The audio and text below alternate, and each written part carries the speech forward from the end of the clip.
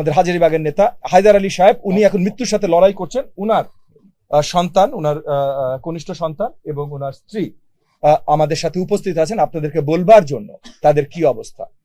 আমরা আপনাদের সামনে এই জিনিসগুলো পরিষ্কার করবার জন্য এবং একই সাথে পরিষ্কার জানিয়ে দেবার জন্য যে আজকে এইখান থেকে আমরা তারা উঠার পর প্রত্যেকটা এখানে যত আহত আমাদের কর্মী আছেন, যাদের হাড্ডি ভাঙা হয়েছে বা যা কিছু ভাঙা হয়েছে, এই যে হায়দার আলী সাহেবের পরিবার, হায়দার আলী সাহেব মৃত্যুর সাথে লড়াই করছেন, এই প্রত্যেকটা জিনিসের এখন আমরা আইনি মামলায় যাব।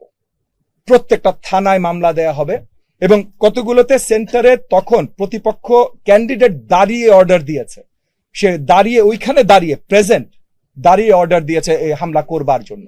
সে হুকুমের আসামি তো মিনিমাম। এবং হায়দার আলী সাহেব যে মৃত্যুর সাথে লড়াই করছেন, এইটা তো ভাই অ্যাটেম্পট টু মার্ডার, এইটার হুকুমের আসামি তো সে মিনিমাম।